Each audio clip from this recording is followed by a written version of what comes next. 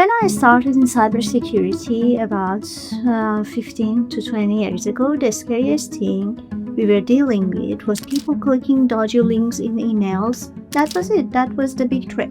Someone clicks a link, we clean up the mess, we send a strongly worded email to the company about awareness training.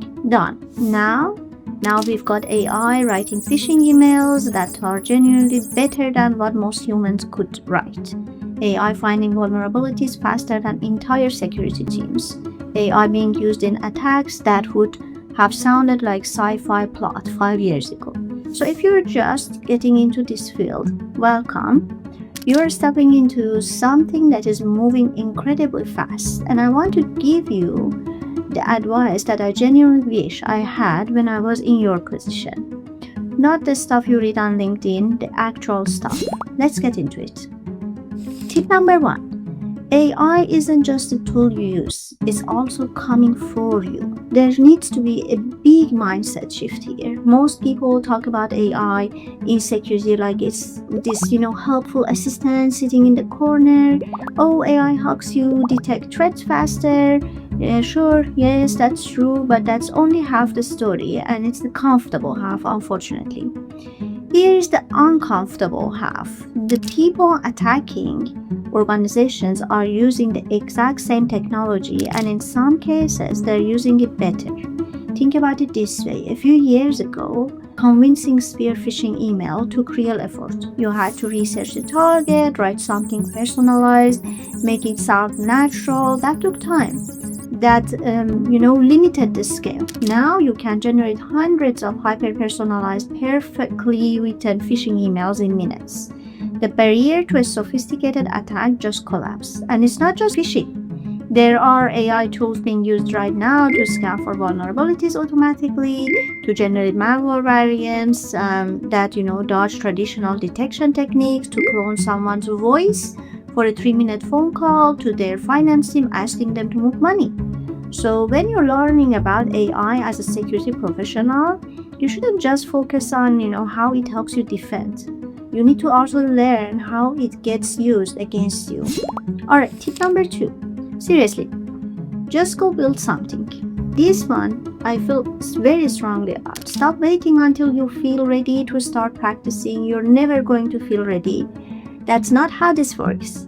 Get a home lab going, spin up some virtual machines, go on try hack me, go on hack the box, just start breaking things. That sounds obvious, but the number of people I've spoken to who are 6 months into studying for certification and have never actually opened a terminal and do something, it's a lot. But here is the updated version of this advice for 2025 and beyond. Bring AI into practice. Don't just use AI as a shortcut to get answers. Use it as part of the actual work. The goal isn't to become dependent on AI. The goal is to understand it well enough to use it properly and to know when it's leading you astray.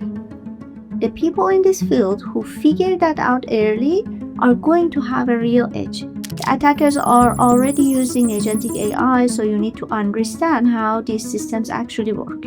And one of the best ways to do this is through Interview Kickstart's Agentic AI program.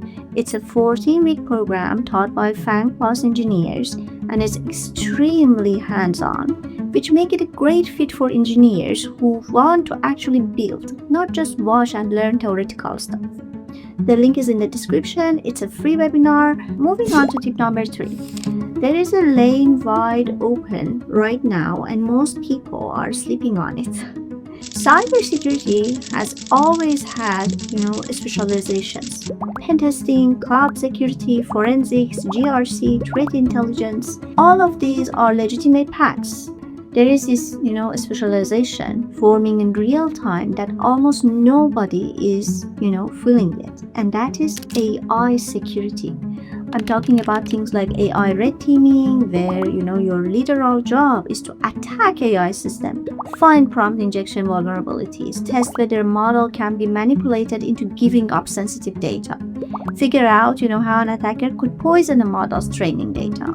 That is a job that exists, and there are not enough people who can do it. 3 years ago, these roles didn't exist. Today, they're being posted and going unfilled because the talent isn't just there yet. So if you're still figuring out, your direction, most people at your stage are doing the same. Just know that this intersection of AI and security is one of the most wide open spaces in the entire industry right now. Finally, tip number 4. AI will be wrong. Your job is to catch it. AI systems in security are not infallible.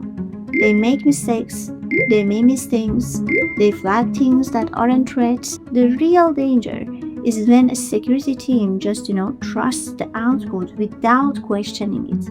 An AI-powered tool gives a clean report and everyone, just relax. Meanwhile, something slipped through because the model hasn't seen that particular technique before, or because an attacker specifically crafted their approach to fly under the radar for that detection system. You need to develop the habit of interrogating AI outputs. And my final tip number 5. Get comfortable with the ground moving under your feet. The field has always changed fast. That's not new. But the pace right now with AI in the mix is genuinely different to anything I've experienced in the last 20 years. New attack techniques are showing up that literally did not exist 18 months ago. Regulations around AI are being written in real time. That can sound exhausting. What you need to build and build early is the habit of staying plugged in. Always studying, following AI security researchers. Read their papers coming out of big conferences. The people who are going to thrive in this field long term aren't necessarily the ones who know the most right now. They're the ones who are genuinely curious and can't stop learning. Alright, so super quick recap. AI is both your tool and your threat. You need to understand both sides. Go build stuff and bring AI into the practice. Look seriously at the AI security space because the lane is wide open. Question AI outputs always and get comfortable with constant change because it's not slowing down. Thank you so much for your time and be in touch for the next blog.